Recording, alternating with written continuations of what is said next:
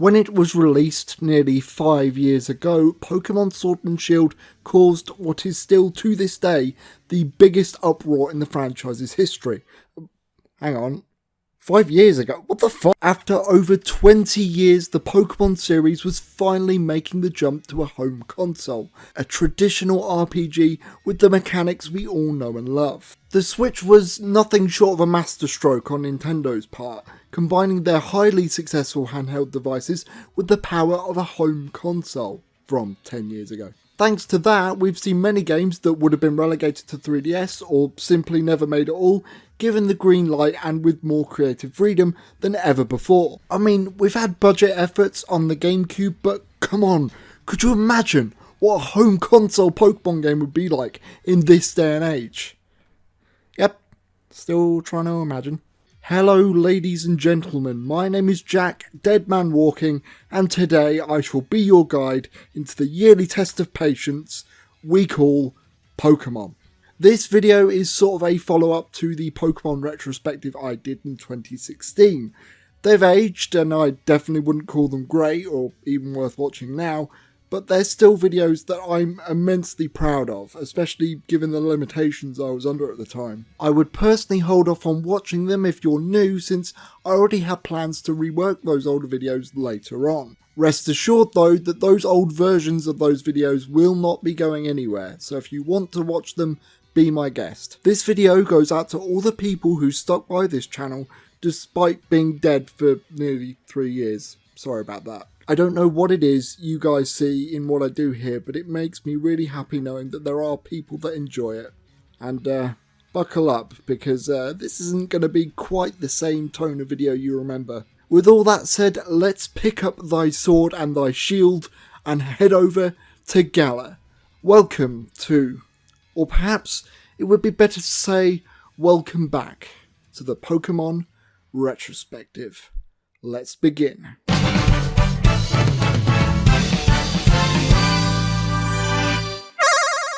The game begins with the standard procedure: pick a trainer, state your name, and then be treated to what some may call a cutscene.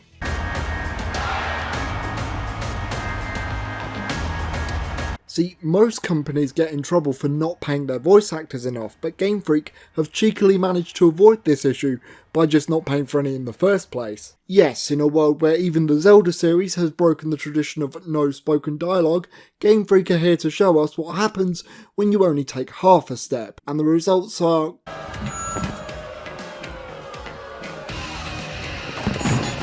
quite embarrassing. Welcome to the UK-based Galar region, home to vast areas of nothing, shit weather, and a whole new selection of Pokemon. At our home we find ourselves interrupted to what some may refer to as a rival, some not including me. This is Hop, brother to this region's champion Leon, and the SpongeBob to my Squidward. Leon is a bit like your average internet influencer, only he spends most of his time caked in sponsorships, thinks he's more important than he actually is, and generally looks like a complete twat.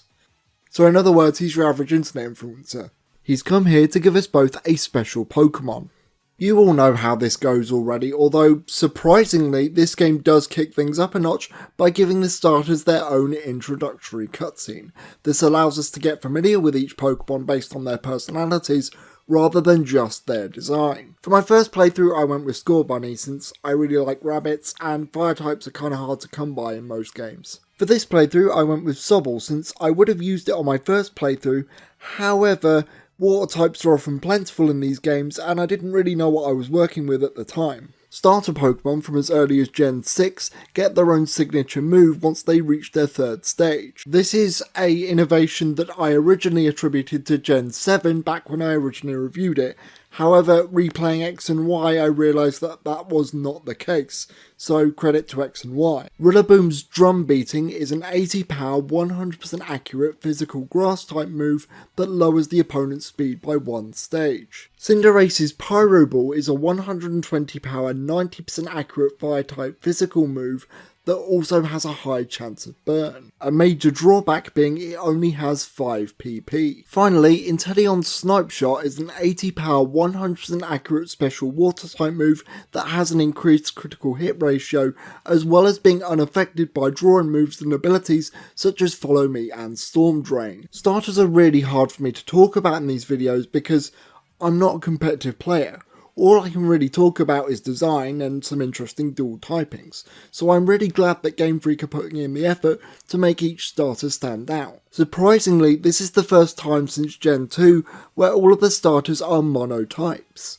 Leon gives us a Pokemon so he can formally endorse us into the gym challenge. Now, the steps required for this challenge are pretty much the same as they've always been. Go around the towns, collect the 8 gym badges, and destroy the league at the end. Rather than being just a formality, a way to progress through the game, the gym challenge here is presented like an actual sport, something that people from all across the region come to anticipate and partake in.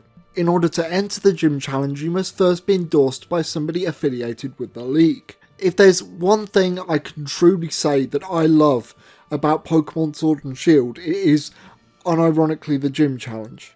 Not on a mechanical level, mind you, but rather the amount of effort that's put in to make it feel like an actual genuine event. There's huge stadiums, each filled to the brim with roaring crowds. When a combatant is down to their last Pokemon, the crowd will start chanting along with the soundtrack. There's the sponsorships as seen by Leon's cape and on the side of the stadium. There's the fact that after you collect all the 8 gym badges, the remaining participants get put in a tournament bracket. Winner of said bracket then goes on to face the gym leaders in another tournament to see who will get to face off with Leon. Each trainer has their own uniform number which you yourself get to pick. NPCs will cheer you on, and in the latter half of the game will even recognise you based off your past exploits. Finally, and my personal favourite detail, is the league cards. Basically a trading card that's representative of each trainer, a bit like football cards, which you can also design one yourself. I love how structured and commercial the gym challenge feels. It feels very true to life in that sense. Compared to a lot of other things in this game, I can say that the gym challenge is one aspect that isn't undercooked in the slightest. Regardless of what I say in the remainder of this video, be it positive or negative, those moments after completing the gym puzzle where you slowly walk out onto the pitch is one of the coolest things that this series has ever done. I did enjoy the Island Challenge in Sun and Moon, though I definitely prefer this format. I just prefer the gym badges as a way of measuring progress. Since you know from the start that there's only 8 of them, you understand right away how far you've come and how much more you have to go.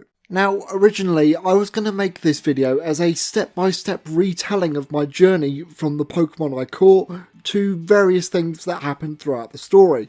Had I done this, it would have made for a very boring video. The reason for this is because those events don't really happen. Most of what you'll be doing in this game is going from town to town, collecting badges, and occasionally getting blocked by this waste of space. Which, to be honest with you, is fine. Part of the reason why I like Pokemon RPGs is that I don't need to be married to a game in order to finish it. Unfortunately, however, the game is also trying to tell a story, and let's just say it ain't a very good one. Before that though, let's talk about your rivals. There are 3 of them, and only one is worth a damn. The other is inoffensive, and the other one is Hop. Bede is the closest you're ever going to get to a jerk rival in modern Pokemon. For all intents and purposes, he isn't that bad. He's probably the only character in the game that I actually feel sympathy for.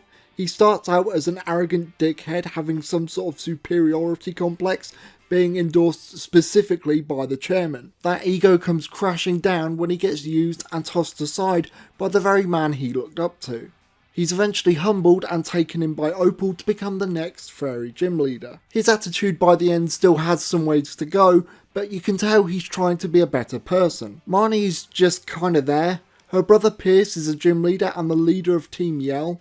I would call them a crime organisation, but to call them criminals is a bit of an overstatement. They're just really overzealous fans. They were formed to spur Marnie on throughout the gym challenge, but end up taking their absurd antics a bit too far. They're okay, they get a few chuckles out of me every now and then, but they don't really have any bearing on the plot, nor are they as memorable as Team Skull, a team that they are very clearly trying to emulate. Marnie herself doesn't really get any sort of arc either. She starts as a nice girl and ends as a nice girl. Her whole ambition is to become the champion, but after she loses that, she's not really cut up about it at all. She just goes along with her day. Oh boy, it's time to talk about everybody's favourite subject of nepotism, Hop. Given from the way I've been talking about this thing, you may assume that I don't like him very much. It's not that I don't like him very much, it's the fact that I fucking hate him. And the problems begin right here. When I first played Pokemon Sun and Moon for the first time, I assumed that Hal picked the starter that was weak against mine as a way of building up his character, to show that he's always carefree and doesn't take battling seriously like Gladion tells him. I thought it was a genius bit of story and gameplay integration. Little did I know that this would become the standard for the series going forward. Way to make me look like a fucking mug, Game Freak. At that very moment, they basically killed off any purpose for rival battles whatsoever. A rival is somebody that pushes you to your limit, often someone who's better than you, a mountain to be climbed. Ignoring any gameplay implications from this, even from an in-game perspective, this doesn't make any sense. Hop was already a Pokemon trainer prior to this game, plus he has the advantage of watching his brother's battles on TV. If his goal is to aim for the top, why would he not pick the starter that counters yours? It just makes him look massively incompetent right out of the gate. Pokemon is often described as an easy game, and while I'm not about to argue that it's not, it, under certain circumstances, could be very punishing. We've all been there. You get our first Pokemon game, you go through the game with only a starter, and then there's that one rival fight, usually after the second gym, where you just get clapped. In every classic Pokemon game, there has always been one rival fight that is almost systematically designed to clobber players that thought they could rest on their laurels and get through with just one Pokemon. It's pretty genius too, because in the first battle they deliberately take away stab moves to make you think you can take them. These rival fights are here to teach you about team composition and to prepare you for the challenges ahead. In Sword and Shield, these fights might as well just be yet another trainer fight. Hell, they might even be easier than that. Between this and the EXP system, I feel comfortable in saying that you could quite easily solo this game with just your starter, with the sole exception of the champion fight. I decided to look up how many fights each rival gets throughout the series. For this I'm sticking to only the primary rival for each game. Blue gets 8, Silver, Sharon and Hal get 7, May and Serena get 5, and Barry and Hugh get 6. Hop here gets 10, bearing in mind that that doesn't include the other 2 rivals in this game, which is insane. In past Pokemon games, rival fights were great because not only were you at a type disadvantage, meaning that you'd have to construct a team accordingly, but on top of that they'd appear almost anywhere. In the middle of a dungeon, after a gym, the game does not give a shit, you needed to be ready at any time. They were frequent enough to break up the pace from random trainer battles, but not frequent enough to get annoying. Even if Hop was competent, the sheer amount of times you're bombarded by his presence just makes the fight lose any and all significance. And that is to say nothing of the fights themselves. I'm not joking when I say on 2 separate occasions I beat this guy simply by pressing A, and nothing else. Winning against Hop is kind of like winning a fist fight against an amputee. Yes, you won, but you really shouldn't be proud of that. Jack, you can't just hate Hop because he's easy. True, so's your mum and I still love her. Even if, right, you want to make the argument that Game Freak did this to easily teach players about type matchups, they've done way better in the past. One of my favourite details about Fire Red and Leaf Green that I notice now as I'm older is that they gave Charmander Metal Claw. Not only does it readjust the disparity in difficulty between the 3 starters, but it's also a subtle way to show the versatility and type coverage of a Pokemon despite the initial imbalanced matchup. Black and White is another great example where the first gym is deliberately pitting you against the gym leader that counters your starter. While this may seem like a nasty difficulty spike at first, those who take the time to properly explore the area will be gifted with one of the 3 elemental monkeys. It not only reinforces type matchups, it also conveys the importance of talking to NPCs for potential rewards in the future. While we're on the subject of difficulty, I don't like the fact that the game tells you what's effective on a Pokemon you've already seen. I was lukewarm on it at best in Sun and Moon, and I've really grown to dislike it. For me, it completely ruins using or going up against unorthodox Pokemon like Cradily. I don't know, I just like the joy of figuring this stuff out for myself, you know. I didn't spend years studying this stuff for the record, I just got a feel for the game over time, you know, engaging with the game mechanics. I don't object to the existence of this feature for the record, I just wish I had a way to turn it off. Hop does, in fairness, have a character arc, but, and some of you are not going to like this, I really don't give a shit. And you know, the thing is that I should really like Hop. Being unable to live up to the big expectations set by your siblings, trying and failing to find something that makes you special, trying to find more routes in life only for them to lead to more dead ends, sliding back into the one thing that gives you comfort only to reaffirm your own stagnation. The point is that I should be able to relate to Hop, but I don't. A hard-hitting message about simply trying hard not being a guarantee of success in a series about aiming high and achieving your dreams is brilliant. But this game is so thin on plot that you are forced to interact with him so often and with little breathing room. My first thought when I hear him go on about his internal struggle or about how Bede's being a dick to him is, oh no! Anyway. And every single time you go into a battle and you hit him with a super effective hit, he'll always stop the flow of battle to tell you that it was in fact a super effective hit, despite the fact that the game practically shouts out to you at every opportunity, "Gee Hop, if you like type advantages so much, why don't you implement them yourself, you daft cunt?" Okay, so, Chairman Rose. If you haven't already guessed, this guy in the big businessman attire is the big bad guy of the game. How original, Game Freak. I mean, this really didn't come as a shock to me. He was always acting shady as fuck. I mean, would you trust a guy with those shorts and that jumper? Rose is not only in charge of organising the gym challenge, he's also the main distributor of Galar's energy. Said energy coming from these trinkets called Wishing Stars, which is how a Pokemon Dynamaxes, which we'll get onto later. They're meant to be incredibly rare, but ours just straight up falls from the sky. Can't make this shit up. Rose is on the hunt for more of them, so he enlists Bede to find them for him, only to then frame him to cover up his shady dealings. I mean, it should be pretty obvious to everyone involved, considering that is Rose's iconic Pokemon, but alright. I mean, this isn't really surprising. The Pokemon world collectively can't even reach the IQ of a packet of peanuts. The B-plot of this game follows the up-and-coming Professor Sonia to look into what really happened during the darkest day. Essentially, there was a massive calamity thousands of years ago where Pokemon rained from the sky called the Darkest Day. Legend tells of a human with a sword and shield that brought an end to the chaos. However, behind the mural from the Bede incident lies a second statue, perhaps suggesting the existence of another hero. Or maybe that said human was never human to begin with. You really can't tell just by looking at it, can you? What I find really stupid about this whole subplot is that it should be really easy to decipher.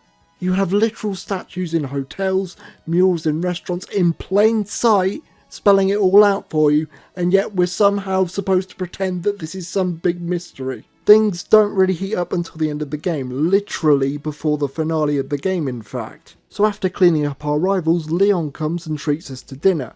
We go back to the inn only to find out he's running late. I mean, what's the big deal, right? We can just wait for him, easy. No, apparently we, as the heroes in this situation, get the idea that he must be in trouble and needs rescuing. How the fuck we jumped to that conclusion, I have no idea. So along with Team Yell, we decide that the best course of action is to break into a highly fortified corporate facility so we can give him the help that he doesn't actually need. Are we the baddies? But his secretary Oleana comes along and says we can't disturb him because he's in a meeting right now. And then she tells us that the only way we can get to the tower is by using the monorail through a special keycard that only one of their employees has. Why are you telling me this, and why are you making yourself look suspicious, bearing in mind that the only crime that Rose has committed thus far is his fashion choice? Finally, we make it to the top of Rose Tower with Leon being perfectly fine. Unfortunately. Buckle up, ladies and gentlemen, because we're about to reach S-tier levels of stupidity. The reason why Rose called Leon up here is to discuss a calamity that will take place in the next 1,000 years or so. Said calamity being that Rose will no longer have the energy needed to sustain power throughout Galar, which is why he's collecting the wishing stars. Leon, after hearing this, says, "Oh, okay mate, just let me get this match out of the way first and then I'll help you with that." Perfectly reasonable to me. 24 hours to deal with a solution that's 1,000 years away? Hell, not even 24 hours, literally just a few hours. Pretty sweet deal if you ask me. Like anyone in this situation, the chairman accepts and now we get ready for the championship match. So is nobody going to talk about how we literally broke the law by trying to get in here? Bede knocks down a child's incoherent scribbles and he gets disqualified, bust into a highly fortified facility, no penalty. Speaking of doing something illegal, yes, because the chairman couldn't wait a few hours, he decides, fuck it, Independence Day. Rose's ultimate goal for bringing about the Darkest Day is that he wants to capture the legendary Pokemon Eternatus. Said Pokemon being a source of infinite energy. Who the fuck is Eternatus? Where did he come from, you might be asking? You remember back in Pokemon Emerald where you had to climb the Sky Pillar, get the help of Rayquaza to quell Kyogre and Groudon? That shit was epic, that blew my goddamn mind. Remember back in Pokemon Platinum where Giratina literally rises from the gates of hell in order to stop Cyrus's plans? You remember how sick that was? Remember back in Pokemon Black and White where you unlocked the power of the legendary dragons and fought with its counterpart in a fated battle of ideas against M? Right, well, this is how Eternatus is introduced in Sword and Shield. Oh, I'm sorry, were you expecting more? In Emerald, we had a fierce battle between Titans, where they're going haywire with every strike. In Platinum, we got the Distortion World, basically the hell of the Pokemon universe, and a memorable location to boot. In Black and White, we got a whole ass 3D cutscene on the Nintendo DS. In this 2019 Switch Epic, we get fuck all, because I guess a few $1 billion just isn't enough to animate a cool cutscene. What upsets me the most about this whole thing is that despite how cool this thing is, like, don't get me wrong, like, this design is fucking amazing, I love it, I really don't give a shit about Eternatus. Part of the reason why people love Giratina and Rayquaza and all the other legendaries is not just because they look cool, but what they did in game. Dude just shows up and is gone again with very little build up or fanfare. Admittedly though, the scene where you and Hop join forces with the two legendary dogs is cool. They show up as some spooky ghosts in the start of the game, we return to the forest where they appeared, pick up a rusted sword and shield, and they're just there. That works for some reason. I mean, I know I'm a badass, but like, Hop? Well, the fuck did it work for him? Dude charges into a life or death battle with a fucking double, for God's sake. Whatever, I'll let the game have this one really cool moment because it is very memorable despite not really making a whole lot of sense. It's one of those do you choose hype or do you choose logic situations, and in this case, I stand firmly with hype. Anyway, can we just back up for a second because I've got a few questions. So you're telling me this guy threw away years of hard work and a near spotless reputation to solve an energy crisis 1,000 years from now? Okay, so let's just assume that everything he said here is correct. The data he's using almost certainly does not account for advancements in technology, better energy efficiency, as well as easier means of extraction, not to mention the possibility of finding alternative or perhaps even better forms of energy. Gee, wouldn't it be convenient if there was some way you could generate electricity organically? If only there was a type of Pokemon that could do that. Seriously, can somebody explain this to me? And I'm not joking, by the way, this has bugged the shit out of me since release. How the hell can you have an energy crisis when the creatures that your game is based around practically generate an infinite, not to mention free supply of electricity? Well, Jack, it's because using a Pokemon as an energy source would be unethical. Piss off with that. Not only have we seen Pokemon do just that, voluntarily I might add, but also other menial tasks too. Maybe they're referring to the loss of Dynamax, which, fine, but I'd hardly call that a code red situation. If it's about the infrastructure needed to generate the energy, why the fuck would you base it around Dynamax if you knew that it wasn't going to last for very long? Nothing about this is built up or explained in any way. There are moments throughout the game, like older Pokemon games, where things do happen, but unlike those games, they're taken care of by Leon off screen. In previous games, you'd have a dungeon here, had a run-in with an evil team, and maybe be tipped off about the chairman's shady dealings. I don't care about stories in Pokemon games. I'm playing these games to raise a team and kick some ass. If all you want to do is to tour some cool locales while beating gym leaders, then I'm all for that quick, easy, simple, effective fun. You might disagree, but I think Pokemon can do more than fine without a complex story. That said, if you are going to do a story, don't waste my effing time. So much of this game is just stop and go, with the endgame in particular feeling like a chore since I don't give a shit. Sun and Moon may have had much of the same problems as this game, but at least I cared about what was going on. They made a really decent attempt to tell a story in that game. There is more story in the post game, but it's really just a wild goose chase to get the box legendary. It's boring, it's tedious, and I hate it. It really doesn't add much to anything, so much like this game's development time, I'm just going to skip over that. Oh boy, I wonder what the actual game is like.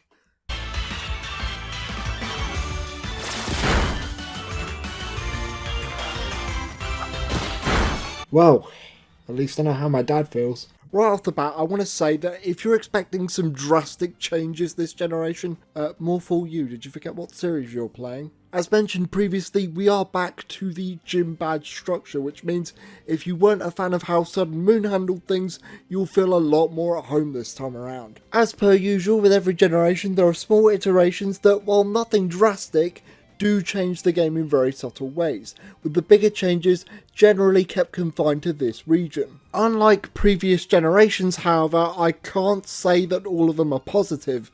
In fact, I'm very split down the middle if I'm being honest. To start, we have the addition of nature mints and ability capsules, which, as you could probably guess, alter your Pokemon's nature and ability to whatever you choose. This can be particularly useful when you're breeding for shinies. On top of that, vitamins and bottle caps now allow the user to max out a particular EV or IV respectively, making competitive play a lot more accessible. While not as efficient as simply genning a Pokemon, I do like that Game Freak is at least trying to make the whole process more streamlined for the average player. The playthrough I recorded here was done using the game's set mode. In case you aren't familiar, set mode is the closest thing we'll ever get to a hard mode. A consistent hard mode. If you want to switch, you have to risk taking damage and losing a team member for the rest of the fight, which subsequently means you also don't get a preview of what the next Pokemon is going to be. If I could just take the time to gush for a second, what I love about set mode the most is that it's such a small thing. So small in fact, that most players probably won't even know it exists. It can be used to give the players that do care about it the slightest little bit of extra depth. In fact, the best thing about set mode, the absolutely best thing, is that it's so insignificant and small and easy to put in that there's literally no reason to take it out. I should also mention that I played using no items in battle. Held items and healing outside of battle is fine, but I wanted to squeeze as much strategy out of this game as I possibly could without just doing a full-on Nuzlocke. While we're on the subject of tiny features that you literally have no excuse to remove, let's talk about the EXP share. Oh god. In prior generations, the EXP share was a held item that you could give to one of your Pokemon so that in battle, EXP would be split between the person holding the EXP share and the Pokemon that participated. Starting with X and Y, this was very slightly changed. The EXP share was now promoted to a held item that you could turn on and off. On and off. This would instead give each of your Pokemon a portion of EXP, as well as giving the participating Pokemon the full amount as usual. This was balanced, and I use this term very loosely, by the fact that trainer Pokemon no longer give bonus experience points, as well as the amount of experience given to a Pokemon being dictated by the current level relative to the Pokemon KO'd. The issue with this mechanic is that despite these limitations, your Pokemon would still end up being way too overleveled for the vast majority of the game. In fact, it's not an exaggeration to say that most modern Pokemon games are harder in the beginning than they are towards the end. The key thing to note, however, is that you always had the option to opt out of this if you wanted to. In Generation 8 and beyond, this option does not exist. A common counter-argument I hear for the omission of a simple yes-no toggle that all of the games up until this point have had is that many players dislike grinding. With all due respect, every time I hear this argument, I simply have to wonder if we've been playing the same series or not. There are games that do benefit from having an EXP share system. One of my biggest problems with the older Persona games is that characters on the bench don't gain experience points, making it very difficult to experiment with different builds and setups. Octopath Traveler, another amazing series which I love, also suffers from a lot of the same issues, with many of the later chapters having ever widening level gaps. The key difference between this and something like Pokémon is that these games have you control 4 party members at a time. Oftentimes you'll have to make strict note of enemy behaviours and weaknesses and concoct a very specific setup in order to beat some fights. Something that isn't always easy or even optimal to do when you're trying to use everybody equally at all times. Persona 5 comparatively had a really nice compromise. Benched characters would still gain EXP with the amount dictated by how much of Mishima's social link you've completed. You still have to engage with the game, it's not exactly a free handout, but you can take it if you want to. And that's the key difference, if you want to. You're never forced into it, it's just a reward for taking part in side content. Basically, what I'm getting at here is Game Freak should have done what everybody else does and copied Persona 5. Also, play Octopath Traveler 2, one of the best games of 2023. You won't regret it, trust me, it's brilliant. It's way better than this shit. Pokemon, in comparison, generally do their battles one-on-one, meaning that there's a lot less to keep track of, and outside of a few exceptions, party makeup is less important, providing that you're not being an idiot and bringing a squad of all one type. Fights tend not to have any fancy gimmicks, and outside of level, you and your opponent are always on equal footing. I.e., you're not going to get sniped by a super attack that only the boss can use that you didn't see coming. I think it's more than reasonable to expect the player to level up each Pokemon individually, especially since one of the themes that is universally pushed throughout all of the media in this series is the bond between you and your Pokemon and growing alongside them. In the older games, EXP felt like a resource that you needed to manage. You could decide to level up each member equally, at the cost of being weaker overall, or you could choose to prioritise a certain Pokemon to act as your boss monster, so to speak. That's also why evolution is so satisfying. It's a manifestation of all the effort you put in to get to this point. This is where the illusion of grinding comes in. I think a lot of people assume that because their level is lower than the gym leaders or Elite Four, that they need to grind, but for me that was almost never the case. I find that a creative strategy and resource management is always going to be more effective than power leveling, and this is coming from a guy who likes grinding. In fact, I can give you an example from this very game. I almost got wiped out by the fighting type gym leader. The only reason I was able to save myself was because I looked through my TM list. I taught Will-O-Wisp to my Corsola. With that, not only was their attack halved via burn, but it also partnered well with Hex. Hex increasing in power when the target has a status condition. Combine that with Strength Sap for healing, and I somehow managed to claw myself out of an unwinnable situation. I have never had to grind in a Pokemon game outside of getting 1 or 2 levels when getting a new party member, which to me is basic stuff. The only time I see it being an issue is Red from Gold and Silver, and even then I've beaten him before when I was 20 levels lower than him. Whereas before I may have taken a less favourable matchup to get some extra levels for a team member that needed it, now I generally stick with my strongest guy, which 9 times out of 10 is my starter. I know I'll get experience either way, so what's the point in taking that risk? Before there was actual planning and risk involved, but because they've taken that away, these battles feel so much more mindless now. And Pokemon was never really a deep RPG to begin with. Compounding the issue is traded Pokemon. Pokemon that have been traded gain experience points at a higher rate. For this playthrough, I decided that I wanted to use a Galarian Corsola. Corsola is a Pokemon that I've always liked that for the longest time has been quite terrible. However, in this game it has a new form and an evolution. Problem is, it's a Shield exclusive, so I bred one and brought it over from a separate file using Pokemon Home. Despite starting at level 1, it quickly rose to be my strongest team member. Bearing in mind I was putting a limit on how much I use it because I didn't want to steamroll the rest of the game, which I ended up doing anyway. At first I was going to write this off as my bad. After all, you're not even supposed to have a courser at this point in the game anyway. But then I realised something, that's fucking stupid considering trading is pretty much one of the whole points of this series. It's the reason why we have two versions in the first place. It should be balanced around this mechanic, there is no excuse. And would you believe me, we're still not done, because on top of fucking up balancing, it also fucks with competitive. EVs are distributed along with the experience points. You could just put all of your other Pokemon in the PC, but that undermines the steps to make competitive more convenient. And all they had to do was put in a simple yes-no toggle. I should clarify here, I'm not advocating for the removal of the EXP share, but rather pointing out that removing the ability to turn it off doesn't make any sense. I also get very annoyed when people point out the grinding issue. Nobody said they want to get rid of EXP share, we're simply asking for another way to play the game. You know, the way that it's been for 20 odd years or so. These people completely miss the point of what is being argued. Had this been the norm since Gen 6, I would have reacted the same way certain journalists do when whining about FromSoft games needing an easy mode. If a dead easy game is what Game Freak wants to make, then they should.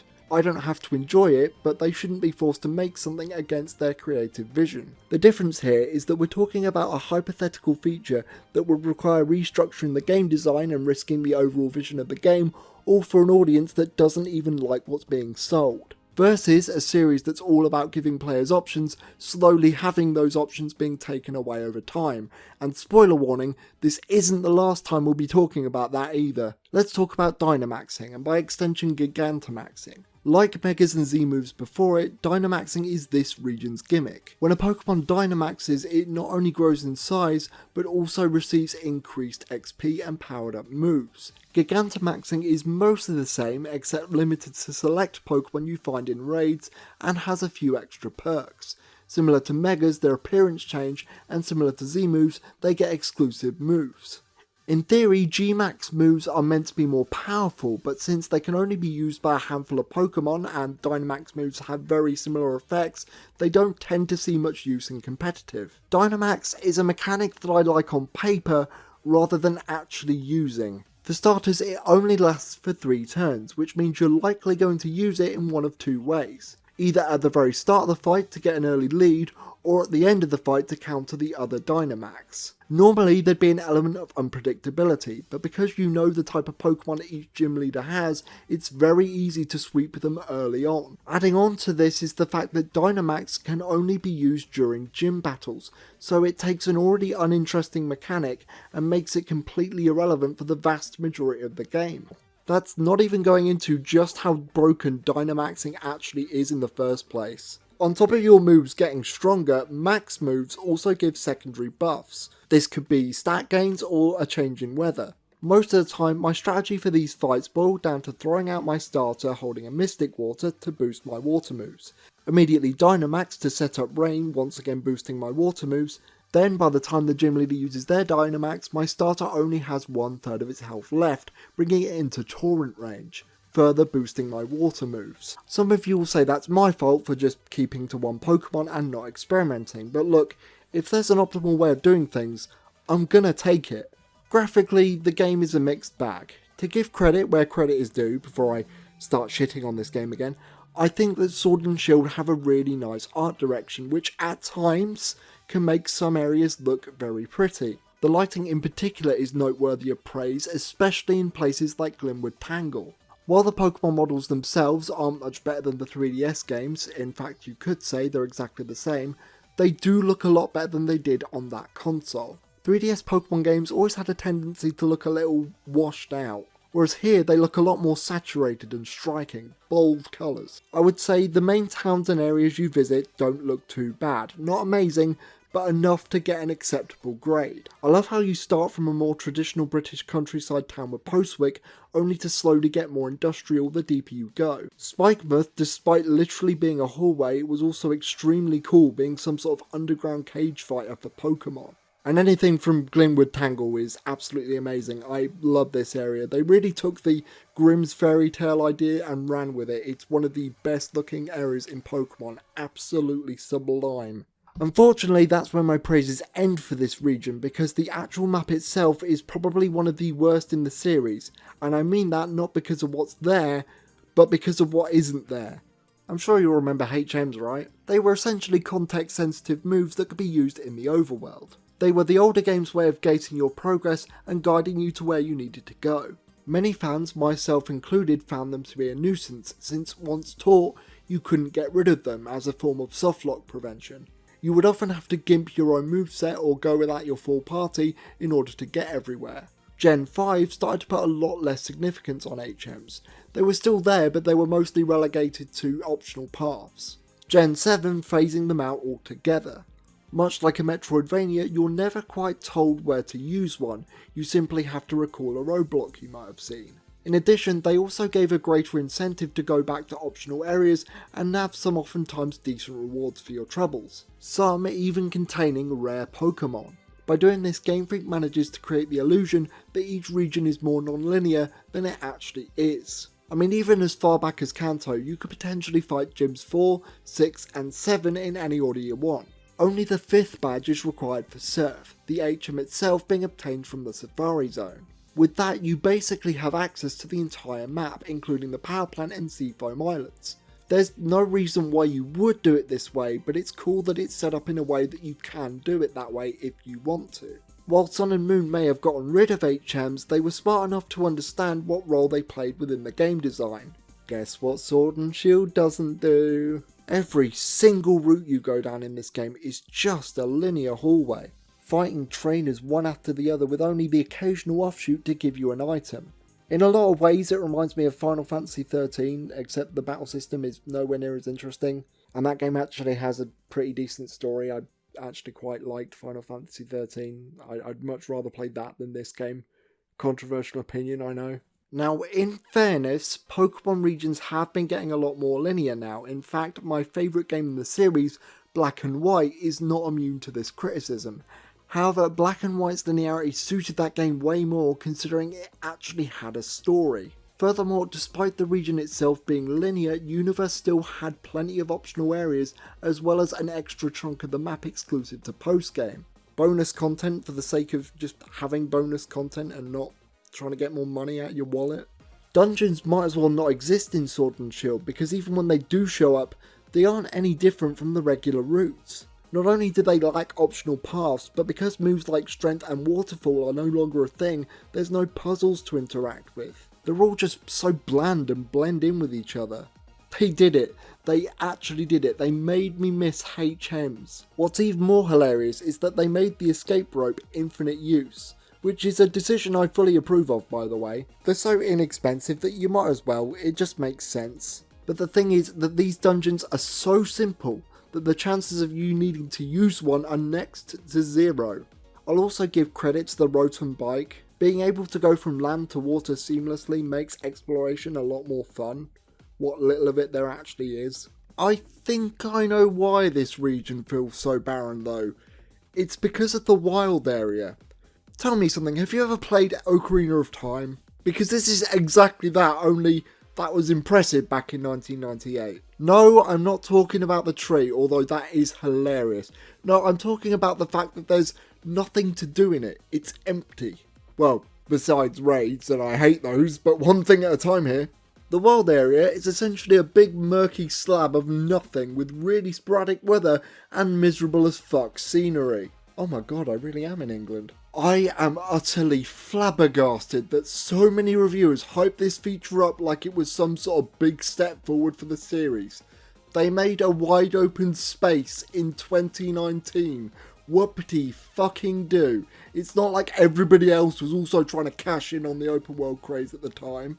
It's meant to be a way to showcase the fact that Pokemon now spawn in the overworld, which is cool, but you're still taken to a separate battle screen, so it's really not fully realised yet. Unfortunately, unlike Let's Go, you won't be able to see if a Pokemon is shiny or not, so that sucks. It's almost as if developing these games in tandem leaves no room to innovate on good ideas. Just a heads up for anybody using time-based evolutions in their playthrough, the time of day in the main storyline is actually a lie. I know, it's like some sort of flat earth shit.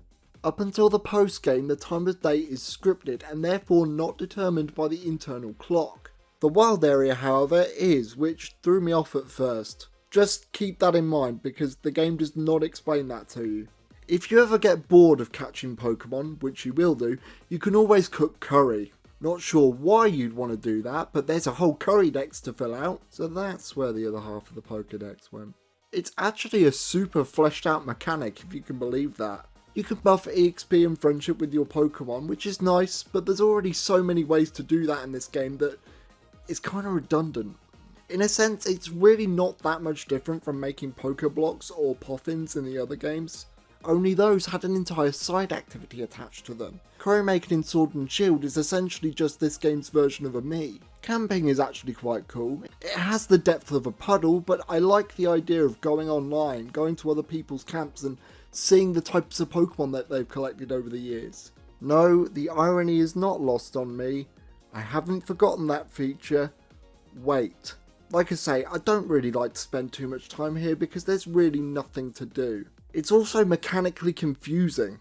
So the weather will change at different times, which will affect the Pokemon you can encounter. But each section has its own weather, and there's also Pokemon that can only be found in shaking grass. I don't know, man, I get the appeal of dynamic encounters, but I just feel like it's confusing most of the time. Trying to look up what Pokemon is available where is so convoluted now because they don't give you all the details you need. Honestly, I'd rather just trade using the GTS. Oh wait. Thankfully, you can completely ignore the wild area if you want to, since most Pokemon are available elsewhere on the traditional routes. Even if you can find what you want out of the wild area, the likelihood is that you're not going to be able to catch it anyway, because you don't have enough badges. The game will not let you catch any Pokemon beyond a certain threshold. This whole area just clashes with the rest of the game if I'm being honest. I understand completely why they don't let you catch a lot of the bigger stuff here right away, but the difficulty is already mangled enough as it is. On the one hand you have the wild area, which is supposed to promote freedom and exploration. Then on the other hand you've got the rest of the game, which is trying to be like your traditionally linear Pokemon game. This area looks and screams of a last minute inclusion. Now bearing in mind what I'm saying to you isn't fact, just a theory. They knew they had to incorporate some kind of full 3D space. It's what many people have been expecting out of this series for a long time now. They could not get away from it. The issue is that they already had the design work for the rest of the game finished, and so they had to half-arse it. Again, that's my theory on the situation. I mean, it paid off for them, so good on them. Not me though, I bought this game used because I'm a petty bitch. I mean, game journalists loved it, so that's one thing. But then again, I suppose anything can be bold and exciting when you don't actually play video games.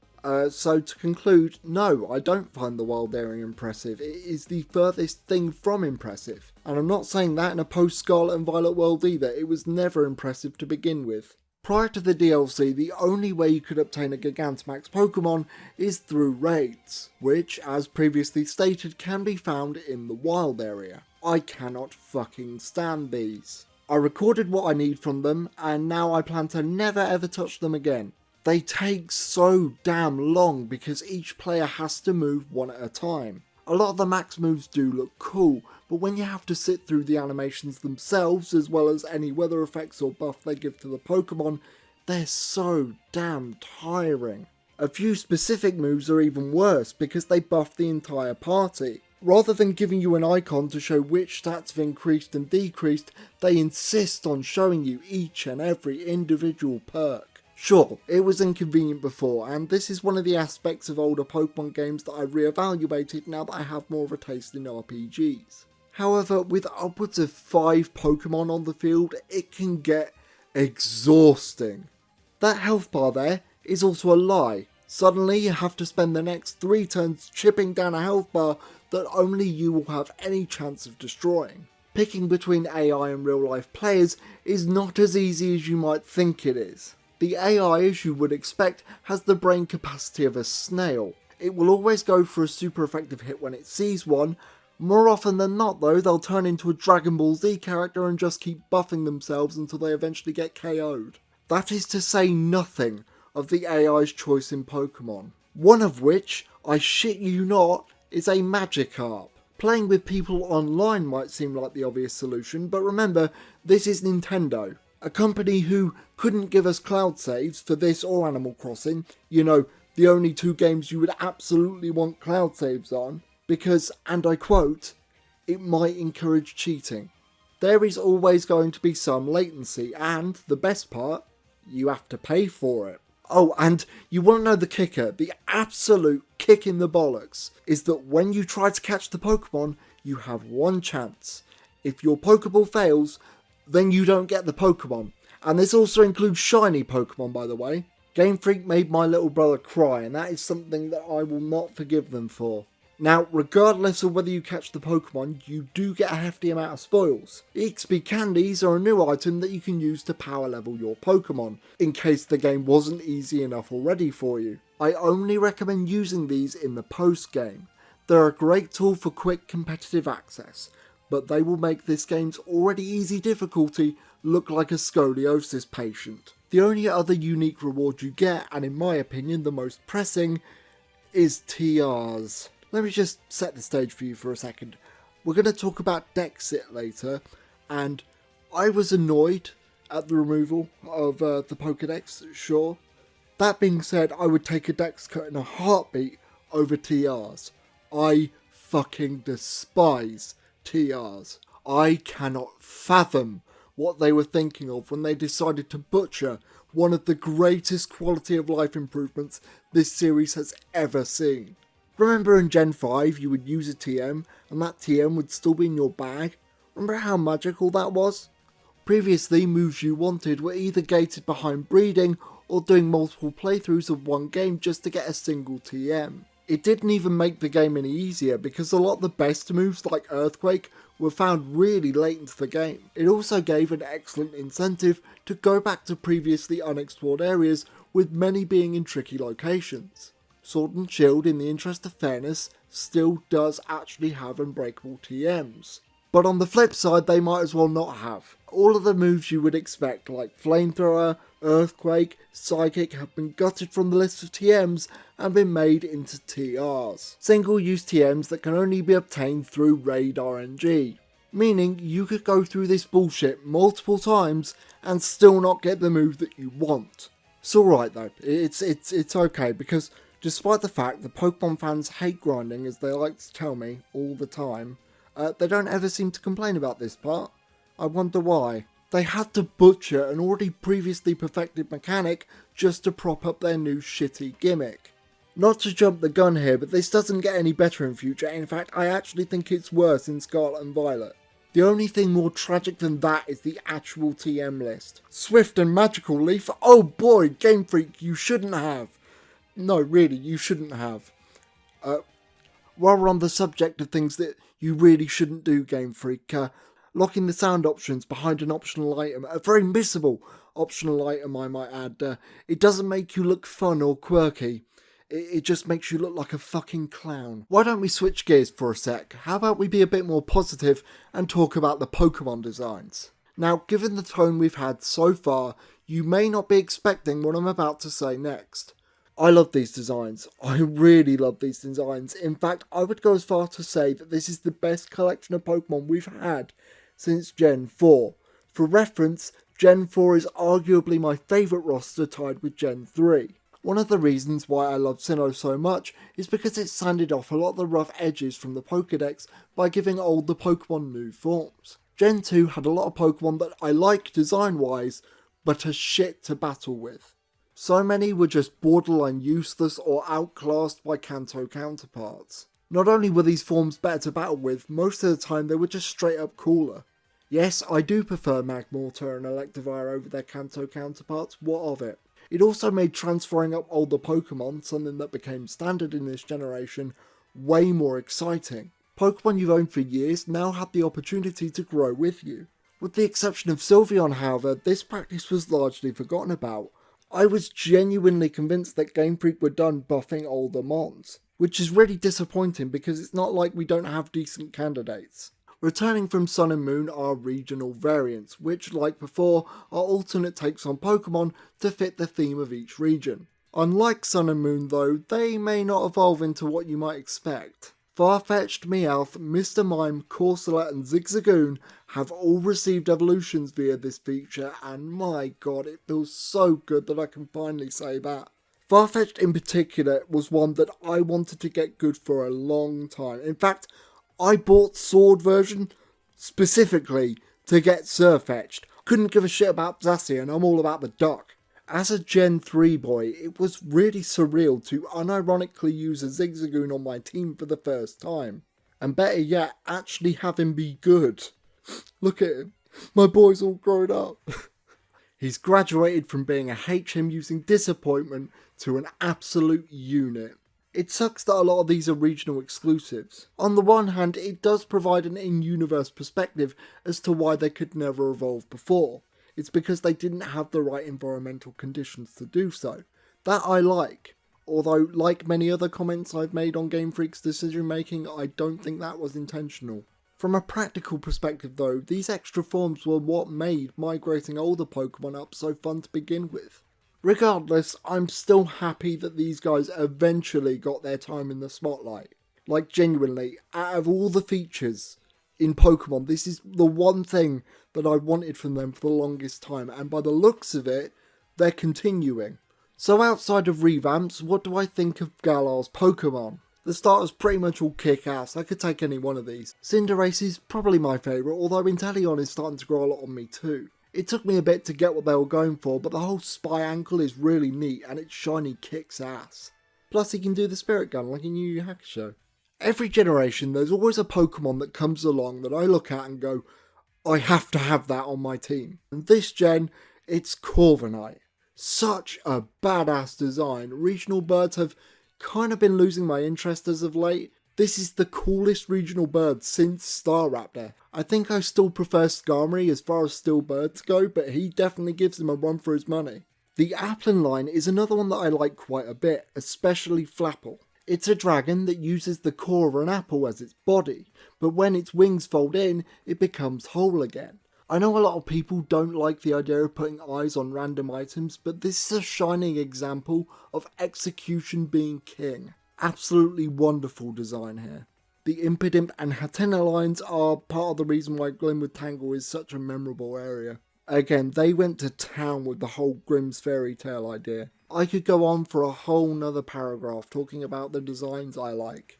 I'm not going to do that though because A, I'm not an artist, and B, I'm not a competitive player, so my commentary basically would boil down to, ooh, look at that.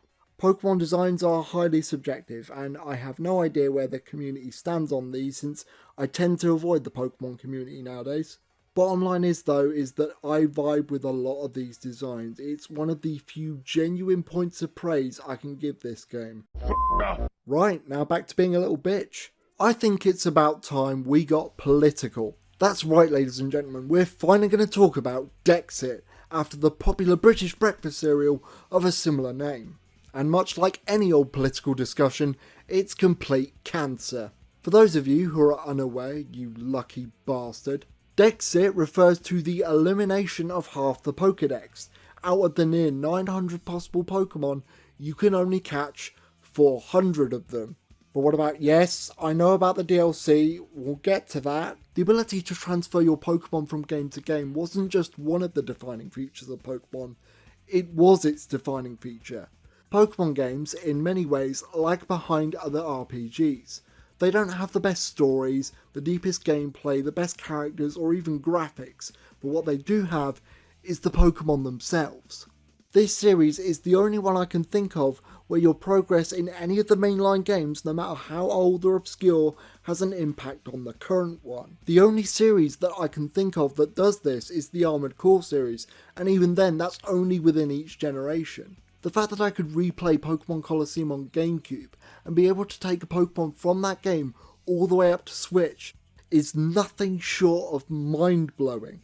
I mean, it's a pain in the ass to do, don't get me wrong, because you either need like 5 different pieces of hardware or failing that third-party software, but the fact that I can do it is simply amazing. While I may not have any of my early childhood Pokemon anymore, stuff caught from Gen 5 and upwards is still in my possession, including all the Pokemon I used in previous videos.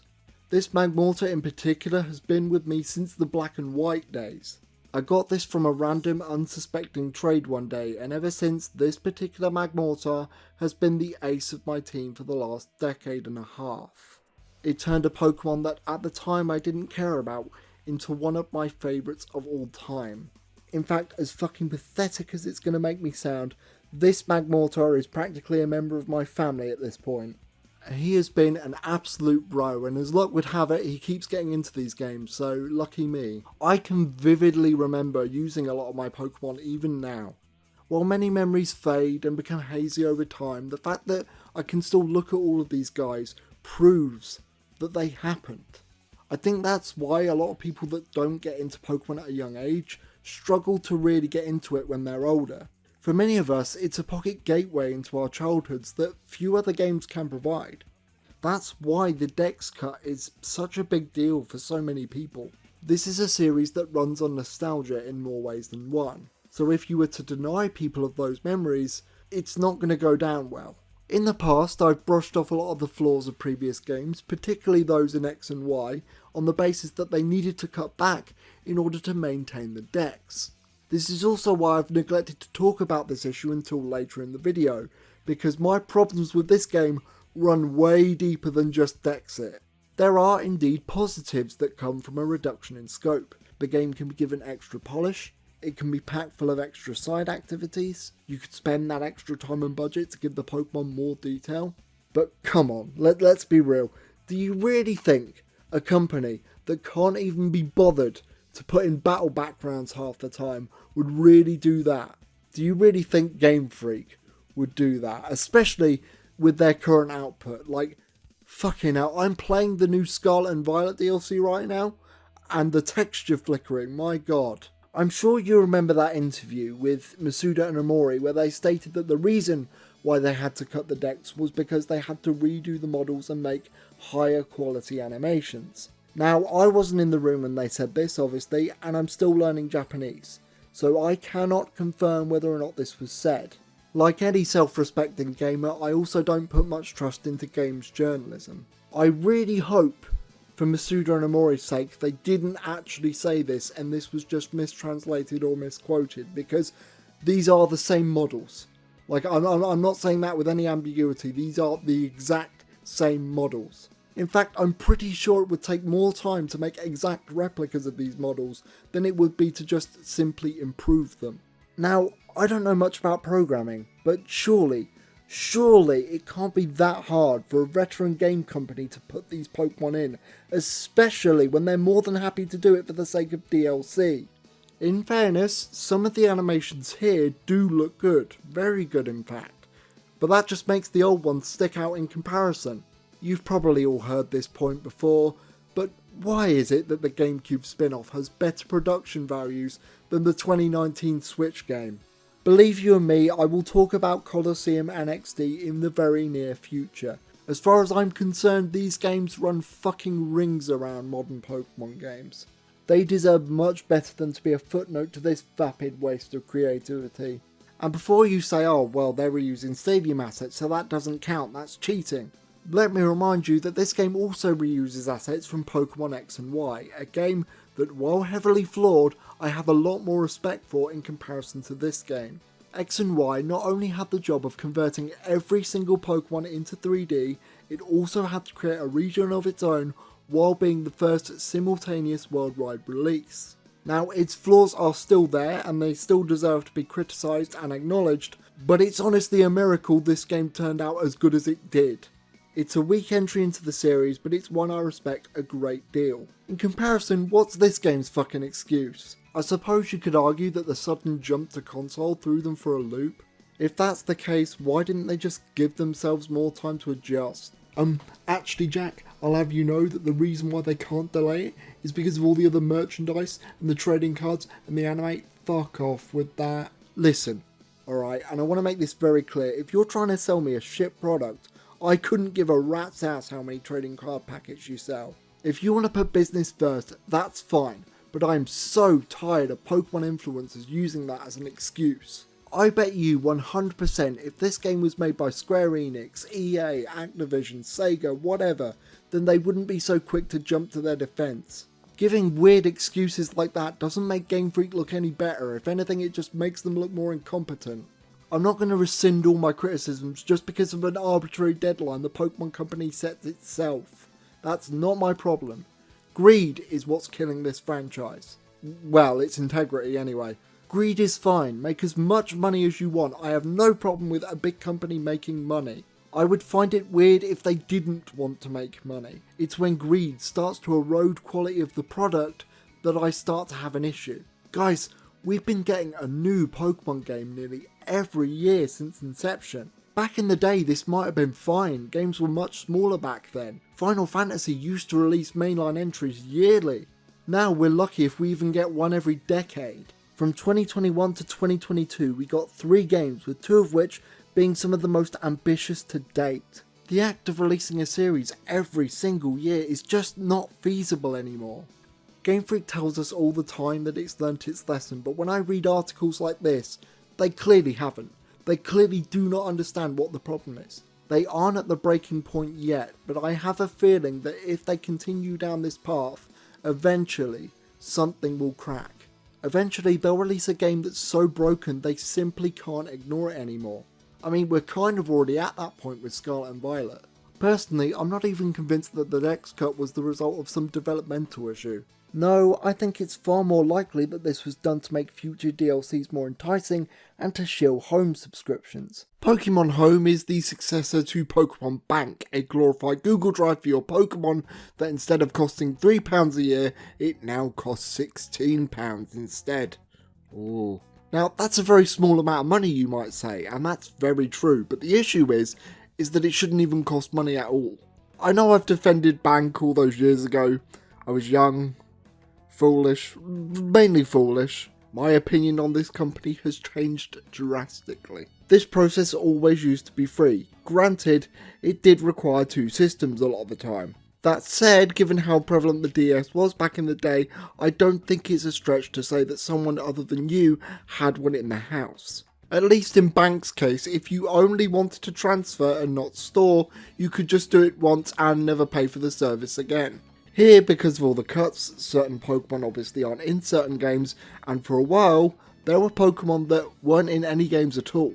Because of this, the advent of trading just got a lot more tedious, as you now have to do more research to see which Pokemon are in each game. Take Greninja for example. At one point, he was Japan's most popular Pokemon, keep in mind. He was only recently brought back with Scarlet and Violet, meaning that you would have had to pay 3 years worth of payments just to store your Greninja. You're paying for content that you cannot even use. I'd be cool with Home as a service, it's all presented in a very nice way, but outside of that, there's really nothing to do with your Pokemon. The only thing of note is the Pokédex, which has the ability to look up entries of all the 3D games, which is nice, and the GTS, which for some reason is now exclusive to the phone app, for no reason whatsoever. So if I need a Pokemon in Sword and Shield, I can't just get the Pokemon off the GTS on my Switch. I have to go to my phone, which may not be on hand at the time, to a separate app, trade the Pokemon on the app, and then go back to my Nintendo Switch to then use the Switch app. It's so fucking backwards. There's no me or other way to interact with your Pokemon, no fun minigames, not even a battle simulator mode. I think that would have smoothed things out a great deal if they gave us a high quality battle mode feature in the style of Battle Revolution or Colosseum and XD. You could have your own custom movesets, high quality battle animations, give us the option to use any regional gimmick that we want. It would also give Pokemon that aren't in any of the recent games something to do. Would it solve the Dex cut completely? No, people would still be pissed off. Would Sword and Shield suddenly become a better game? No, it would still be a rushed, unpolished mess, but I think it would generate a lot of goodwill, which is something that the Game Freak and the Pokemon Company desperately need right now. As it stands, if you don't pay for Home, you're essentially excluding yourself from what, in my opinion, is the best part about the Pokemon series. It's not that there aren't benefits to a Dex cut, it's just that nothing has been improved as a compromise. What you're essentially paying for here is a better looking, and I say that very loosely, Sun and Moon with less content for twice the asking price, possibly thrice if you want DLC. Oh, and online subscription. Oh, and Pokémon Home subscription. Seriously, why isn't Pokémon Home just part of the Nintendo Switch Online program? I'm one of those cynical fuckers who still believes that Nintendo Switch Online hasn't really done anything to prove its worth. And no, selling 30-year-old ROMs doesn't count, especially when I can't just buy them individually, like I've been able to do for years now. I'll be very brief with the DLC, or, as we used to call it, the post-game. I already don't recommend the game as is, so I won't beat a dead horse. I would just first like to say something. Pokemon Company, you are not doing us a favour by not releasing a third version. Masuda and Omori literally sounded like they were doing us an act of generosity by not making us buy an enhanced version. Gentlemen, everything you're selling in this DLC should have been in the game at launch. Gen 4 and 5 literally had entire chunks of the game dedicated to post-game content. Funny enough, with way more stuff than what you're touting here. Look, I know people hate the third version concept, and I do get it, but it was really just a product of the time. A lot of games, not just Pokemon, released enhanced versions as separate products, namely fighting games, as well as re-releases of Japanese games that included international content. It sucks, but in a pre-DLC world, there wasn't much you could really do. I mean, regardless of what you feel about third versions, we can all agree that Emerald and Platinum are just way better games over their previous versions. Platinum in particular pretty much saved Gen 4 as far as I'm concerned. It's ironic that they boast about not having a third version, because if any game in this series needed a third version, it's this one. That honour used to belong to X and Y, but that game is a fucking 5-course meal compared to this. The DLC is basically just a way to bring back some familiar faces and new legendary side quests. Kinda like what you used to get before, only now you have to pay for it. So yeah, innovation. Prior to the DLC's launch, the game was updated to make it so that players who hadn't purchased this expansion could still get the Pokemon in it. Regardless of how you slice it though, you'll be paying for these Pokemon anyway. You need a premium home subscription to transfer from 3DS, so unless you get really lucky with Wonder Trade, or you have a friend with the DLC, you need to cough up. I think this DLC proves the point that they very much could have easily put these Pokemon back in the game, they just chose not to.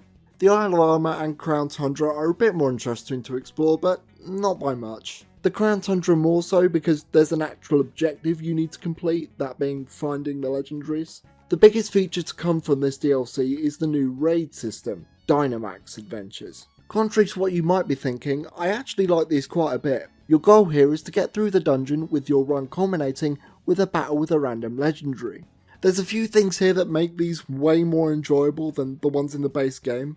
Namely, that Pokemon no longer have these stupid barriers which speeds up the battle tremendously. Secondly, every Pokemon here is a guaranteed capture, so you don't need to worry about wasted time. What I love about these the most is that you're given rental Pokemon. You start out with 4 options to choose from, with you being able to switch out your current one for one you just caught. What makes these even more interesting is that your party doesn't get healed in between battles. Rather, there'll be NPCs on the board that will either heal you, give you an item, or swap out your Pokemon. With the catch being, you don't know the replacement. There's actual planning and strategy involved here. If you get a decent group of people together, I can see these being a blast. There's that, and the shiny rates here with the shiny charm are 1 in 100, so if you've ever wanted a shiny legendary, go nuts. It's a massive shame that these aren't just the regular raids, because I would have been way more positive towards them. Sort of sums up my opinion of the DLC in general, really. Expensive for what it is, and basically acts as a substitute for a decent post-game. Given how the base game turned out and how cash grabby this add-on feels, it really should have been free.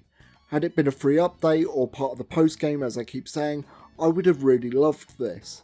As it stands, I cannot recommend you pay the extra price tag. And that was Pokémon Sword and Shield. Thank God I can finally kick this game out of my consciousness forever.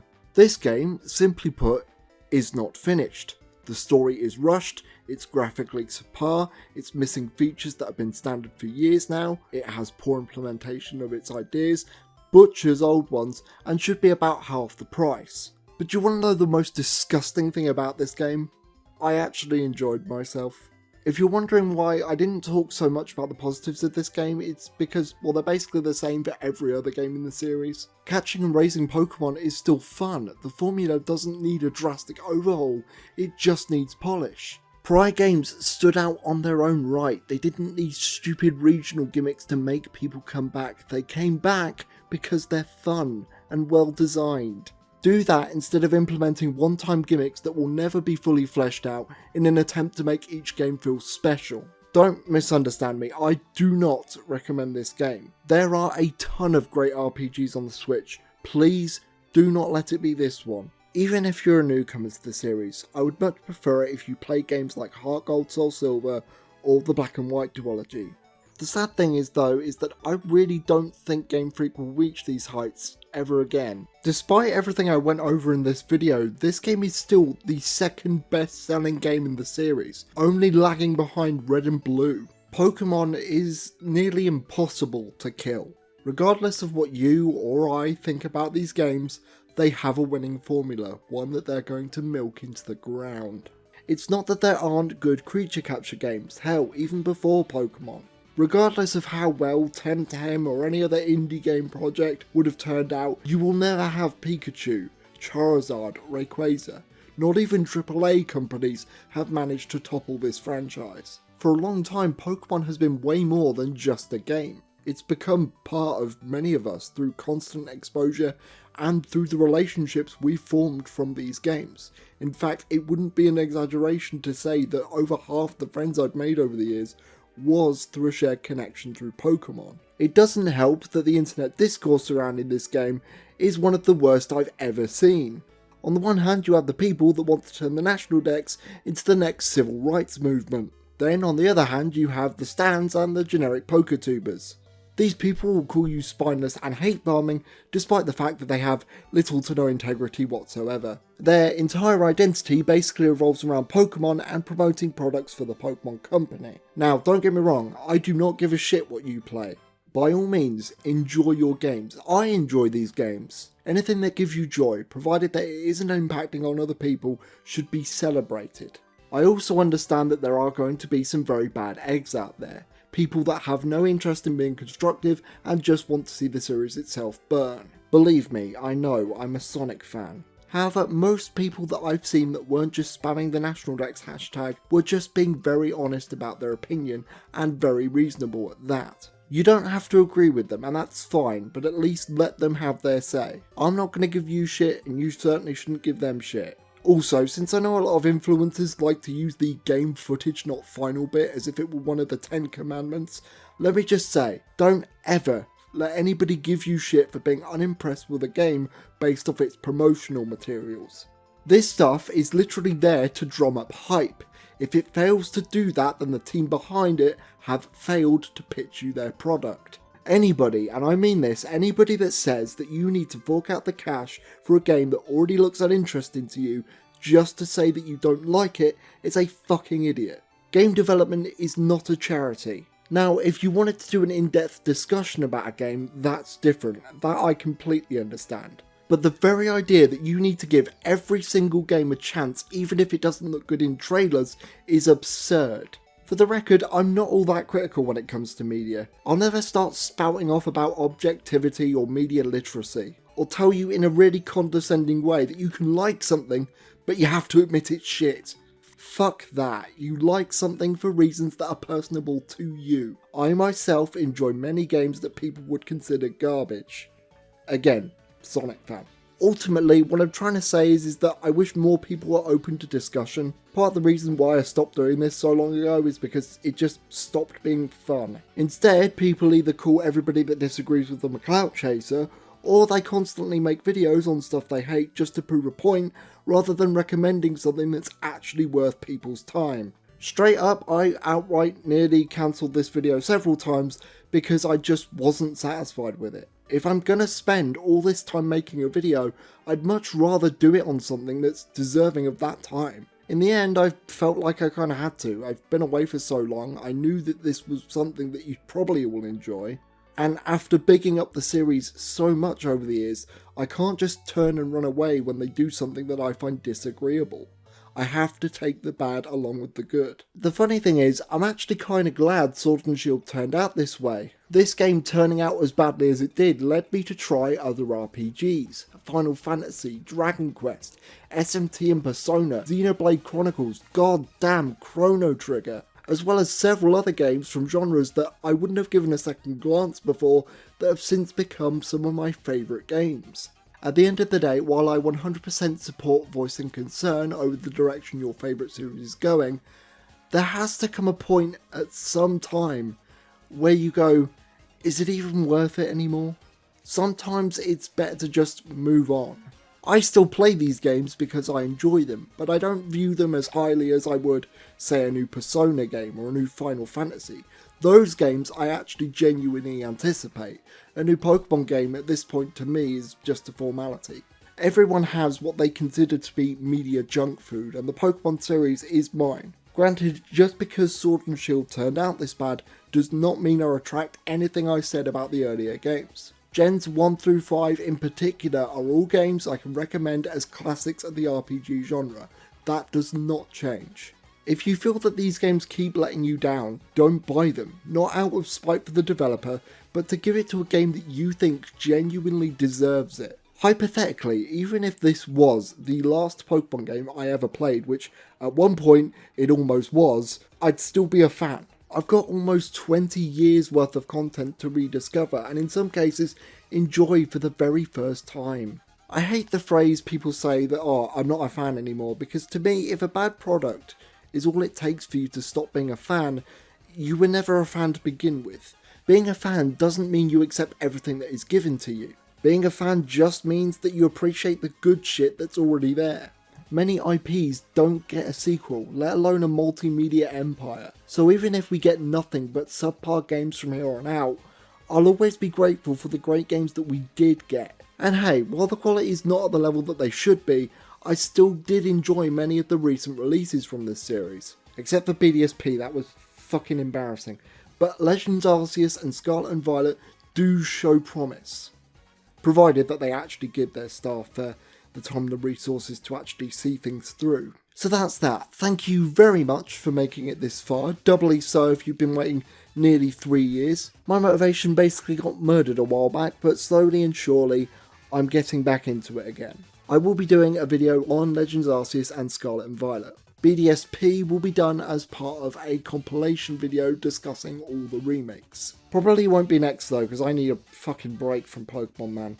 I've got a bunch of old scripts and half-completed video ideas that I'd like to make use of, including some outside of the standard review template. I'll most likely be doing Sonic Frontiers next, because I'm basically playing catch-up at this point.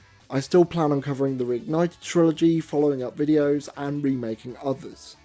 Again, I've got a lot of tidying up to do, but rest assured that there will be a next time. And until then, have a fantastic day. Cheers.